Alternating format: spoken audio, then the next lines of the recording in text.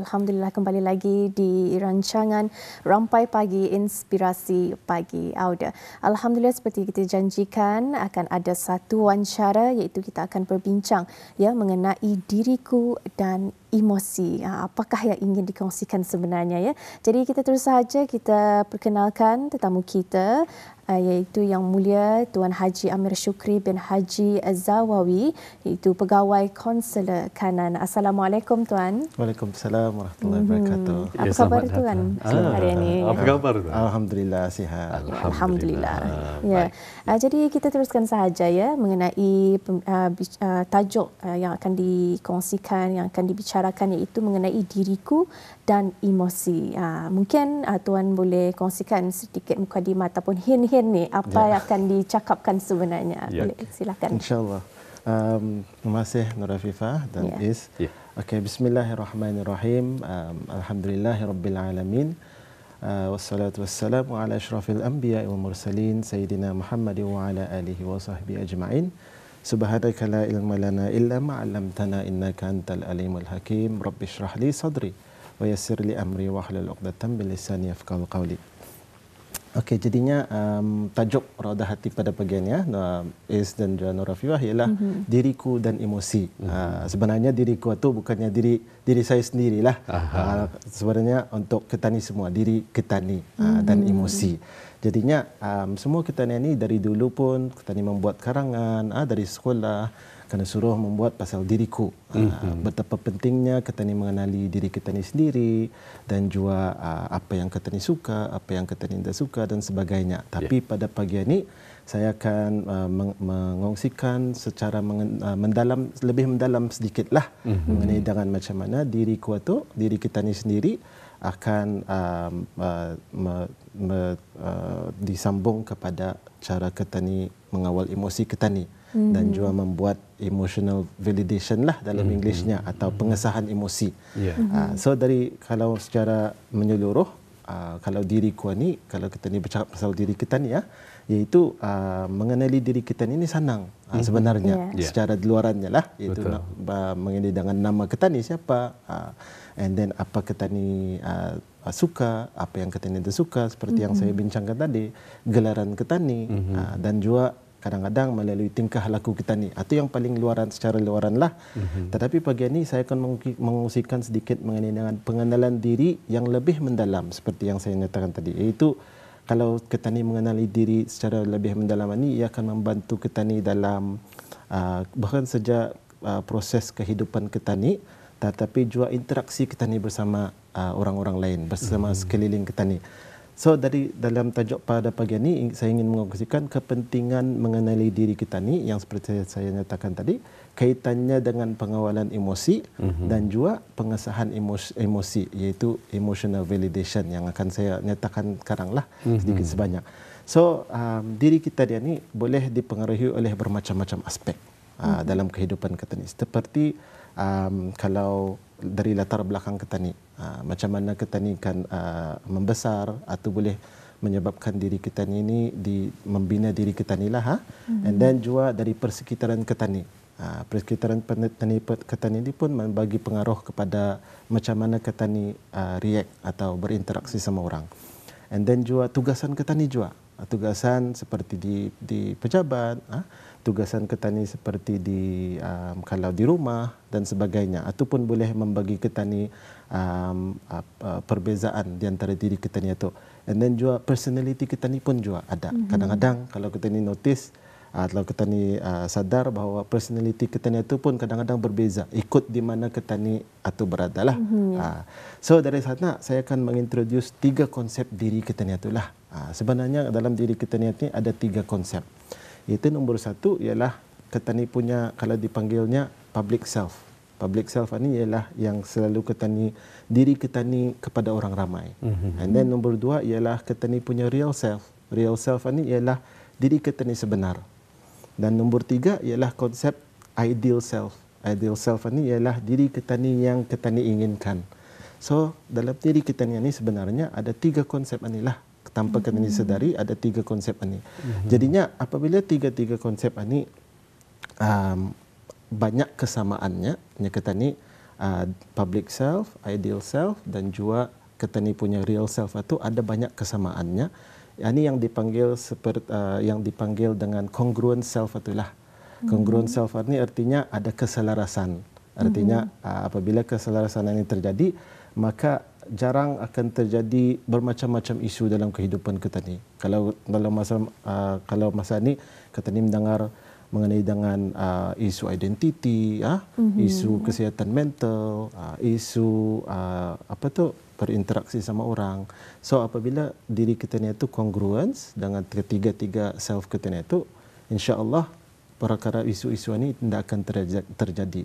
Tapi apabila sebaliknya, apabila ketiga-tiga konsep ini tidak berkaitan, seperti kalau example-nya lah, sebagai contoh, real self kita ni sama public self kita ni sama. Tetapi diri kita ni yang kita ni idamkan itu jauh daripada yang kedua-dua ni. So di sana tah timbulnya incongruence itu. Apabila incongruence itu timbul, di sana tah timbul isu-isu yang seperti saya nyatakan tadi itu, isu identiti, isu personality, isu dalam kehidupan ini kesihatan mental dan sebagainya. So cara kita ni menjaga keselarasan diri ini ialah untuk dengan mengadakan atau kita ni mempunyai kesadaran diri. Ini yang sebenarnya topiknya sebenarnya targetnya panjang mukadimahnya tetapi targetnya itu ialah cara kita ni mendapatkan kesadaran diri atau dalam Englishnya ialah self awareness. Kalau kita ni lihat dalam di pada masa ini topik self awareness ini banyaklah yang sangkut paut dengan kesihatan mental dan sebagainya. So apa dia kesadaran self awareness ini? Ialah kesadaran diri yang mempunyai keupayaan untuk memahami pemikiran kita ni, emosi kita ni, tingkah laku kita ni dan kesannya terhadap orang lain. Artinya bukan saja kita ni melihat diri kita ni sendiri dari segi emosional dan tingkah laku kita ni, tetapi melihat kepada orang lain juga. Dan juga ianya adalah keupayaan untuk melihat nombor satu kekuatan kita ni, kelemahan dan juga menjangkau kepada emosi diri kita ni sendiri itu. Kesadaran diri ini atau self awareness ini juga melibatkan individu untuk melihat secara introspektif. Dan Nur Afifah, introspektif atau melihat daripada luaran ke dalam lah, yang jarang sekali kita ni lakukan masa ni. Selalunya kita ni kalau melihat diriku ialah kita ni sendiri, kita ni lihat. Artinya apa yang kita ni mahukan atau yang kita ni buat. Jarang sekali tadi melihat daripada luaran ke dalam. So Nur Afifah itu sebagai pembukalah barangkali kita ni punya tajuk pada hari ini, iaitu diriku dan emosi itu apa sebenarnya yang akan disampaikan. Ya, alhamdulillah ya, dengan orang sebagai mukadimah dan juga pengenalan bagi tajuk yang kita bawakan pada hari ini memang cukup jelas ya. Yang telah pun dijelaskan. Memang jika kita imbas kembali ya, sewaktu kita ni berada di zaman bangku sekolah rendah, kemudian masuk ke sekolah menengah, sekolah tertinggi juga, kita ni masih lagi tuan ya, masih lagi tercari-cari akan identiti kita ni ya, untuk membentuk diri kita ni menjadi insan yang mungkin bukanlah kita ni menjadikan orang ingin menjadi insan yang disenangi, tetapi mempunyai personality yang cukup orang kita ni itu memberi keselesaan apabila bergaul dengan masyarakat. Ya, itu penting. Dengan adanya kita membicarakan mengenai dengan emosi kita ni dapat sedikit sebanyak dapat membantu kita ni untuk menjadi insan yang berkualiti lah istilahnya. Dan mungkin Tuan dapat menjelaskan apa kaitan diri kita dari ketanian ini dan cara ketani mengawal emosi itu Tuan. Mungkin dapat lagi ada pandangan ataupun tips ataupun cara ketani mungkin dapat dikongsikan bersama penonton kita di luar sana. Silakan. Okey, terima kasih Is. Jadinya soalannya itu mengenai dengan macam mana diri kita ini menyebabkan emosi kita ni lah. So kalau dari segi kita ni sebagai manusia, kita ni andang ada mempunyai emosi kita ni. Tanpa emosi itu hendakkan kita ni dapat berkomunikasi, lengkap menjadi manusia. Bukan tadi namakannya manusia. Terus. So emosi ini digunakan paling yang asasnya emosi ini digunakan untuk paling asas ialah berkomunikasi sama orang. Cara kita ni menyampaikan perasaan kita ni. Cara kita ni menyampaikan keinginan kita ni. So itu sebenarnya kegunaan emosi. Betul. Jadinya di sini timbul kepentingan seseorang atau mengawal emosi kita itu. Sudah kita ni menyadari apa sebenarnya self-awareness kita ni itu timbul dalam diri kita ni. Jadi emosi kita ni itu pun dapat kita ni kawal sebenarnya. Iaitu untuk menjaga hubungan bukan saja dengan orang lain, tetapi juga untuk menjaga diri kita ni sendiri juga. Proses pemikiran, kalau kita ni lihat proses pemikiran daripada kita ni sebagai manusia, jadinya pemikiran kita ni itu menimbulkan emosi kita ni. Emosi ini yang menimbulkan kelakuan kita ni. So, itu proses kita ni dalam segi pemikiran. Kalau kita ni ambil lagi dalam perspektif Islam berkaitan barangkali Izdan Nur Afifah, iaitu proses pemikiran dalam Islam iaitu ada dua. Mulanya ada dua. Nombor satu ialah pemikiran dan juga hati kita ni masuk. Pemikiran dan hati masuk kepada emosi, and then barutah kepada kelakuan. Jadinya ada dua aspek lah kalau tadi dalam konsep Islam. Jadinya bagaimana kesadaran diri itu boleh mempengaruhi proses emosi ini, pengawalan emosi, ialah apabila kemampuan dapat dibina melalui kesadaran diri, dan kebolehan mengawal emosi itu perlu kritikal, iaitu untuk membina kedaya tahanan di kalangan individu. Jadinya dengan membina pemikiran, perasaan dan juga triggers. Triggers ini apa yang membuat kita ni emosi lah, apa yang membuat kita ni marah, apa yang membuat kita ni sedih. Kita ni mesti tahu dengan self-awareness tadi itulah yang saya maksudkan tadi itu. Individu akan boleh bertindak dengan lebih cekap dan dengan lebih tenang dan juga dengan lebih efektif. Jadinya macam mana kita ni akan mengaitkan self-awareness itu, kesadaran diri kepada emosi itu ialah dengan kita ni mengenal dulu diri kita ni, apa kekuatan kita ni, apa kelemahan kita ni, apa triggers kita ni itu, dari sana kita ni dapat mengawal emosi kita ni. Jadinya kepentingan untuk mendapat mengawal emosi ini, atau kita ni panggil sebagai Englishnya ialah emotional regulation lah, mengawal emosi. Ia akan dapat nombor satu membina hubungan kita ni. Seperti yang saya kongsikan tadi, emosi ini asasnya ialah untuk berkomunikasi sama orang, membina hubungan. Sejadinya apabila kita ni dapat mengawal emosi kita ni, ia dapat membina hubungan yang positif bersama orang lain. Tidak datang timbul pertelingkahan, tidak datang timbul kesalahfahaman dan sebagainya. Dan ia juga mencegah kelakuan impulsif atau merosakkan. Ya, impulsif ini kadang-kadang yang kita ni mengikut hati kita ni. Hati kita ni marah, kelakuan kita ni pun ikut marah. Hati kita ni, perasaan kita ni pun sedih, kelakuan kita ni, tindakan kita ni pun sedih. So, itu yang akan dikawal lah, diregulate, dikawal. Dan last kali, kepentingan mengawal emosi ini ialah untuk membuat kita ni bertindak dengan lebih teliti dan teratur. Artinya, apa yang segala yang kita ni buat itu, insya-Allah akan lebih teliti, akan lebih teratur. Saya ingin mengongsikan juga sedikit mengenai dengan strategi barangkali ya. Silakan. Strategi dalam mengawal emosi yang dengan lebih efektif. Nombor satu ialah balik kepada pemantauan diri kita ni. Apabila kita ni akan mengawal emosi kita ni,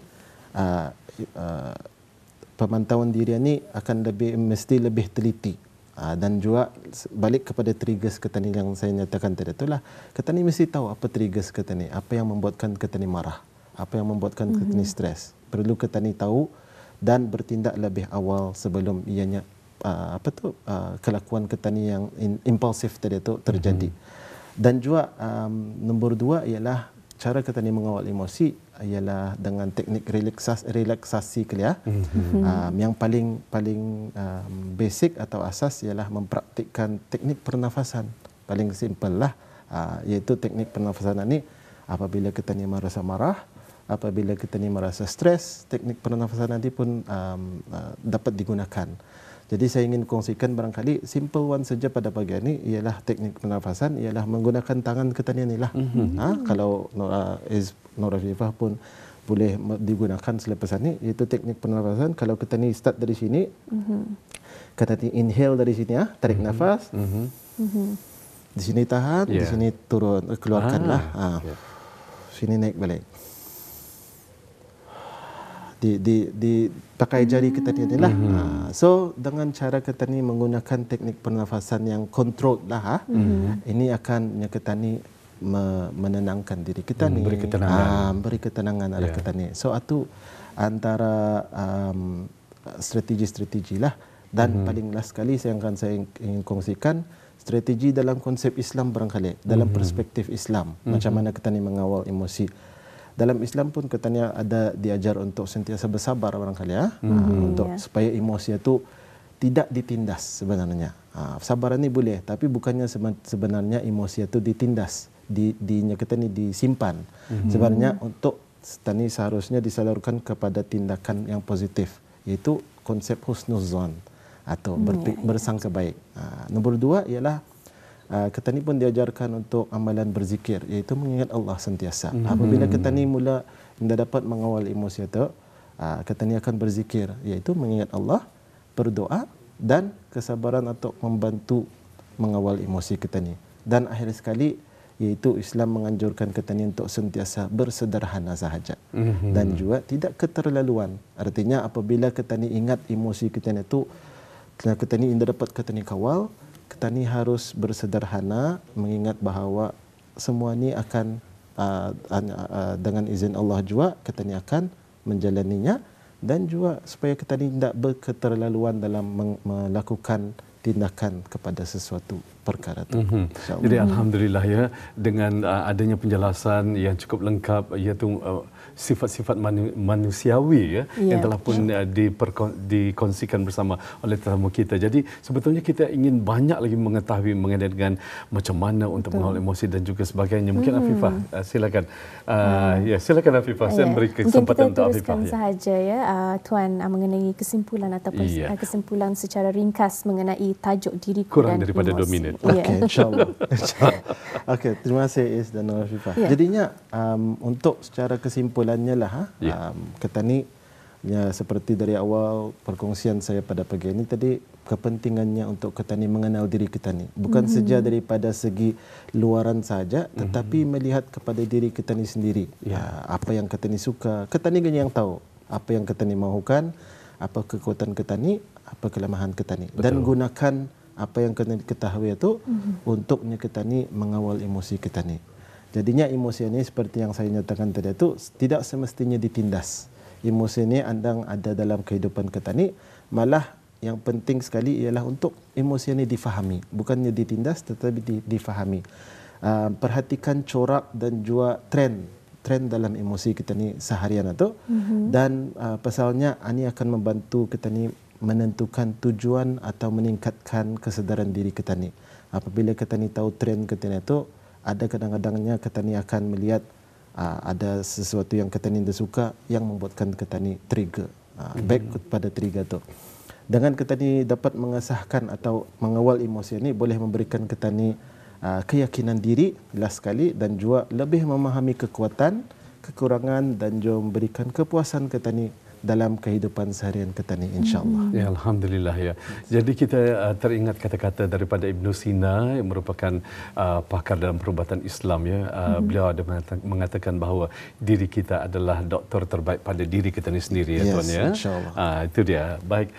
Terima kasih kita ucapkan kepada tetamu kita, iaitu yang mulia Tuan Haji Amir Shukri bin Haji Zawawi, pegawai kansler kanan. Sebetulnya kita ingin memperkatakan lebih banyak lagi mengenai dengan ini, dan kita ingin menyingkap rahsia mengenai dengan emosi ini, tetapi memandangkan waktu kita amat terhad sekali. Jadi sampai pagi sekali lagi mengucapkan jutaan terima kasih Tuan ya. Assalamualaikum. Waalaikumsalam warahmatullahi